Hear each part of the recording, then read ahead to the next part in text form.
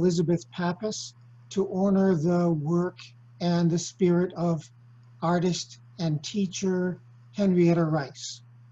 Henrietta Rice was born in 1889. She lived until 1992. She was a resident of Columbia County for 25 years. And she was an internationally renowned artist and designer. She was born in England, raised in Switzerland, and she followed her husband, the artist Winold Rice, to New York in 1914, where she soon established her own career and became well known for her textile and rug designs, as well as for her book jackets and advertising layouts. She also taught at the Fashion Institute of Technology in New York City. What's probably most important to us here today is that Henrietta Rice really felt that one of the central tenets of her life and work was that art is crucial to both individual and social development.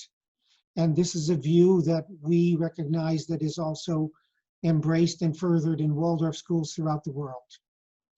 So that recognition led Elizabeth Pappas, a friend of Henrietta Rice, who also lived in Philmont, to establish an award at Hawthorne Valley School in order to help aspiring students further their educations in the arts.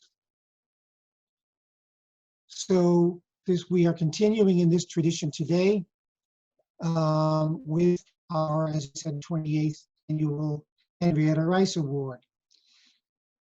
We are giving 2 awards, one to an alumnus, one to a senior at Hawthorne Valley School.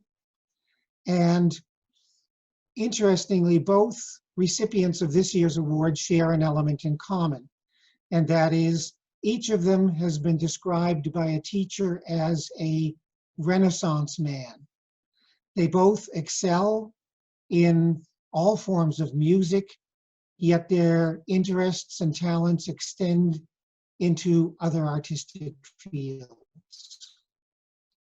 So with that, I'm going to introduce Hawthorne Valley School senior Solomon Bergquist. He has sung solos in school performances. He's currently in a barbershop quartet. He has also won writing competitions for short stories, and he's currently working on a novel. And for his senior project, he took on the adaptation, direction, choreography, and orchestration of a full-length musical, namely Man of La Mancha. He also performed in it and oversaw costume and set designs. So I think that's indication of a real Renaissance man. And next year, he's going to be attending Princeton University in the fall, where he plans to study the humanities. So without further ado, I'm going to introduce and turn this over to Solomon Bergquist. He will share with us some of the work that he's been doing. Solomon.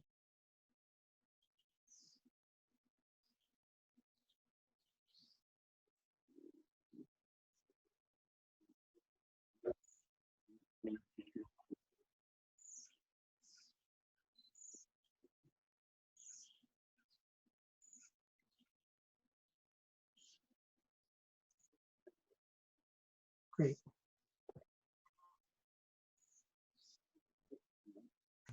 We're not getting your audio quite yet, Solomon. I can hear you. You can hear him?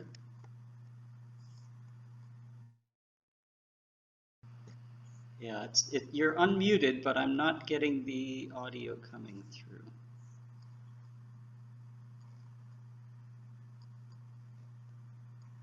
Might be because, Solomon, I'm just having to stop you here because I'm not getting the audio coming through on my side, and I wonder if it was because of the screen share adjustment that you made. But you're able to hear him, George? I can hear Solomon fine, yes.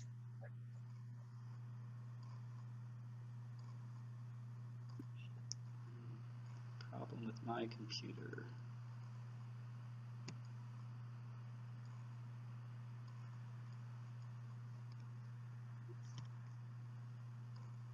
I'm just worried that if I can't hear him, then maybe it's not coming through to YouTube either.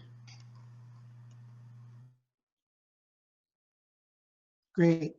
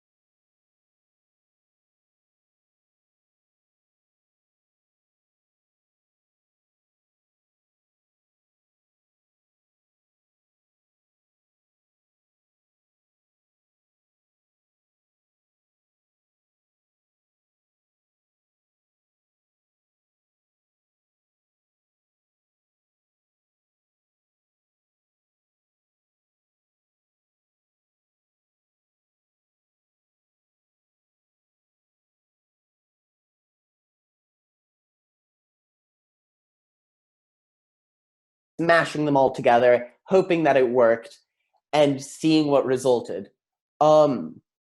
It's difficult to really explain what this was like in mere words. So I've created a video that I hope will give a semi-accurate experience. Let me just see if I can get it up.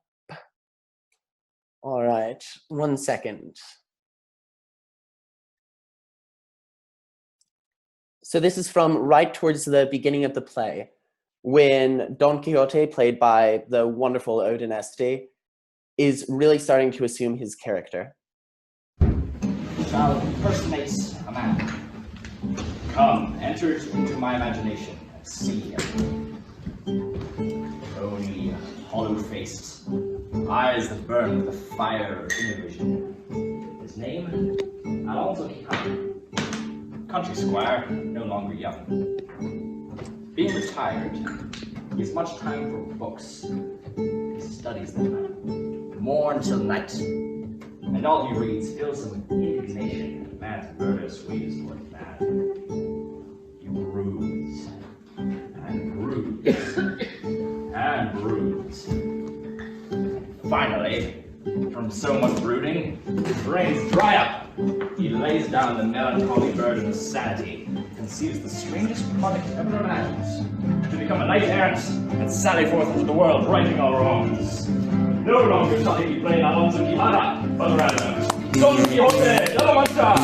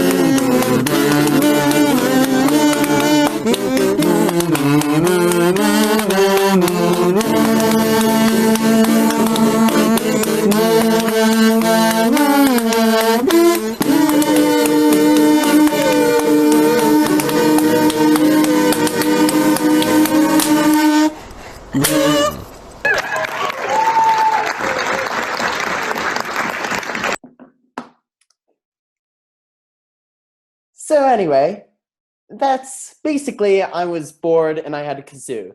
But it really is all the aspects of that which I needed to film individually and record separately and then edit together so that they worked up into a seamless video. All of those it's a not exact, not perfect, but fairly good depiction of basically everything that I had to go through in order to get the actual performance of Man of La Mancha off of the ground. Anyway, I'd like to thank some people for being with me through all of my artistic endeavors. I'd like to thank once again my wonderful cast that was a part of Man of La Mancha, cast and crew, and dealt with me and allowed me to inflict my will upon them so that we could actually perform the play. I'd like to thank some of my teachers, especially Miss Kenyon, Mr. Thompson, and Mr. Mueller, for really encouraging in me a sense of writing and short stories and helping me to develop myself into the writer that I've become. I'd like to thank my siblings for occasionally letting me read some of my stories to them and putting up with all of my awfully strange, most of the time, artistic endeavors. And above all, I'd like to thank my wonderful parents, Karen Almquist and Glenn Berger, who since the youngest age have nurtured in me this sense of wanting to do something, wanting to bring other people into this world of mine, wanting to write, wanting to direct and film, and just encouraging all these aspects that make me who I am. So thank you so much. And of course, I would love to thank the Henrietta Rice Committee for choosing me to be the senior winner of this year's Henrietta Reiss Award. So, back to you, George.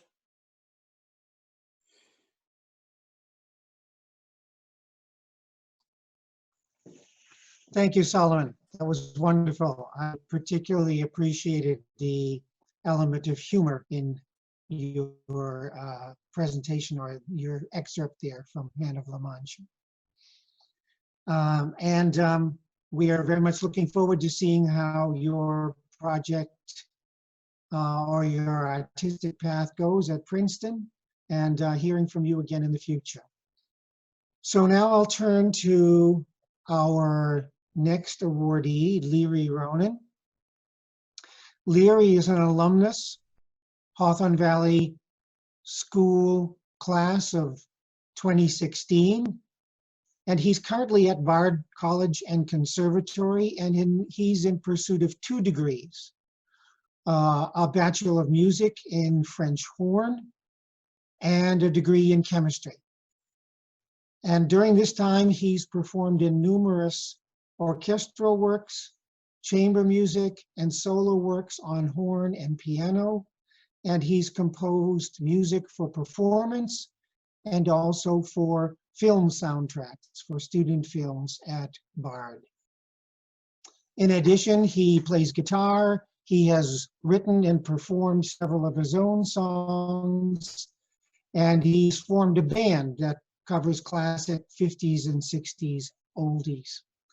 So without, again, further ado, I will present to you Liri Ronen as the alumnus recipient of this year's award. Liri. Hi, thank you, George. I just wanted to say what a great honor it is for me to be receiving this award as the alumni this year. I value my education in Hawthorne Valley very much. And now that I'm in college, when I look back on it, I really see the fundamental educational tools that I had picked up in Hawthorne Valley that have been extremely useful and inspiring to me in college. I went into college, like George said, to study music, classical music performance, and chemistry. It's kind of two interests of mine that um, I decided to pursue. Probably has a lot to do with the teachers in Hawthorne Valley who had taught these subjects, Miss Christensen and Mr. Glatt. They were both very inspirational to me, and I have lots of fond memories from their classroom. When I got into college and I started to take classes in music, I found myself very fascinated by harmony and counterpoint, and by how harmonic musical gestures, changes from one chord to another, or even in one note, can have an emotional impact on us, a very strong emotional impact. And so I took as many theory classes as I could right off the bat, and tried to really understand those machinations of how music affects us emotionally. And it was truly fascinating and allowed me to sink myself into it and spend a lot of time and dedication and energy into music. And once I was well versed in those in this theory, it gave me a really new and deeper perspective on music than before, and it's what inspired me to start composing myself, as well as writing songs. When I look back in my time in high school, I see that all of these resources were there for me. When from singing in the Messiah every year, to playing in a piece of my own in orchestra with all of my friends, playing in jazz band with my brother, playing guitar during PE, during lunch. And so that's why this award means so much to me. I really look at my time in Hawthorne Valley as a time that allowed me to explore my interests and my passions, and really gave me space and time and an amazing faculty to really develop my intuitions and my knowledge in the things that I was interested in.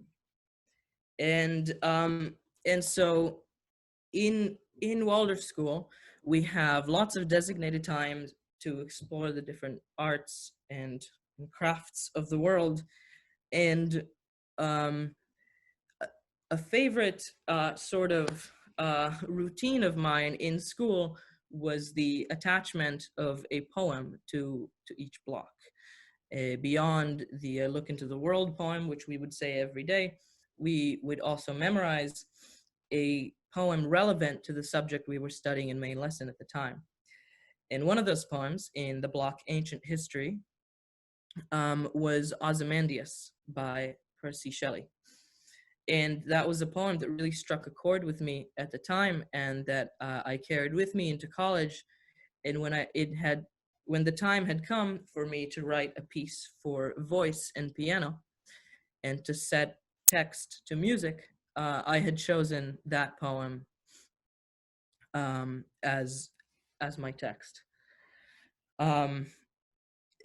This poem, for those of you who don't know, is in sonnet form, which is, if I'm not mistaken, 14 lines of about 10 syllables each. And so, as you can imagine, that is both helpful and deterring when trying to set the text to music. It both gives the poem a natural rhythm, which gives you a basis to start from, but also restricts it in a certain way, and kind of forcing you to go along with the tempo of the words. And so I'd like to share the performance of that setting. That piece was premiered in Dinema Hall in New York City this past January by very talented performers. I I will now share my screen and show that performance of the poem Ozymandias by Percy Shelley, set to music by me.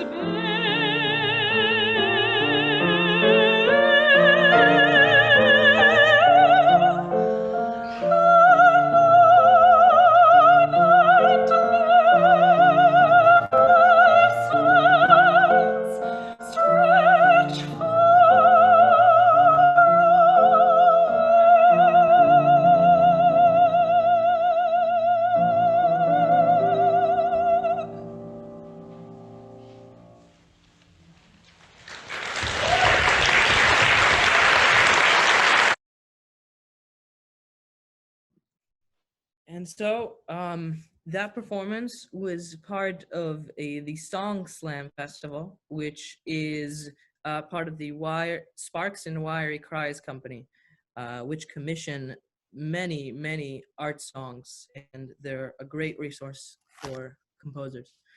As I was finishing up this piece, I was in China on an orchestra tour and had very little time to go in my room and complete it. And I needed a piano. And as we were in rehearsals in the hall in China, I had asked if there was a piano in the building. And because the building was very new, we were actually premiering the building itself. We were playing the maiden concert. They had brought this great big piano and opened it. It was brand new. They took the plastic off of it so that I could finish the piece and submit it in time. What I wanted to kind of convey musically in the piece is this irony between the grandeur of the statue and what it represents and the shambles of the wreck. And so it was a really interesting project to work on, and I hope to write many more pieces setting text to music. And so I'd like to thank the Henrietta Rice Committee one more time, and to Hawthorne Valley School for supporting me and for choosing me as the honoree. And before I say goodbye, I'd like to invite my father and Sancho Pancho to join me in playing a song I had written and performed with my band. And so we'll set that up.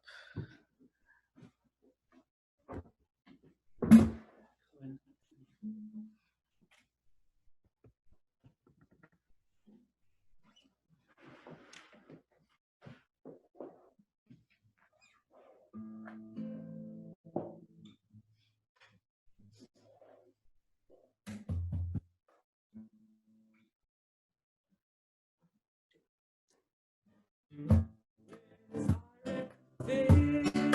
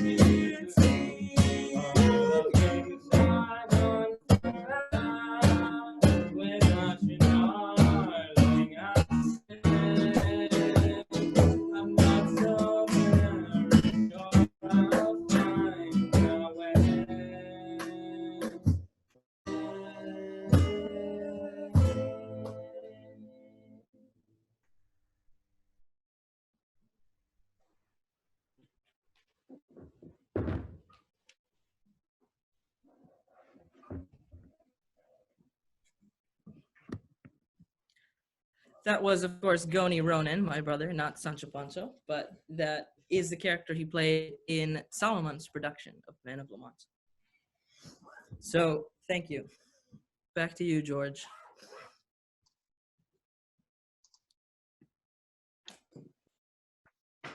Thank you, Liri.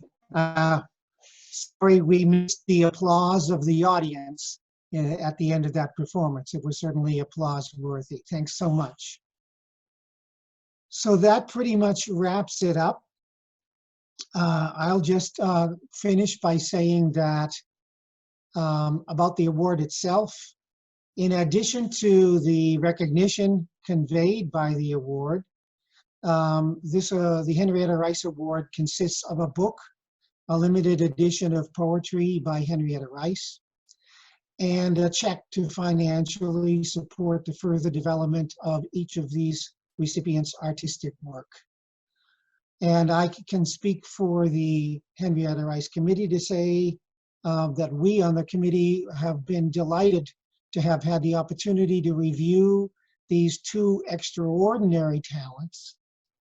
And we're all very much eagerly looking forward to hear from each of these two remarkable young men how their artistic path will unfold in the future. And we certainly wish them both all the best. And so on behalf of all of us, I want to thank everyone who is watching and listening, and also your patience with the technical glitches which are inevitable in this format. And we look forward to being together with everyone a year from now. Thank you.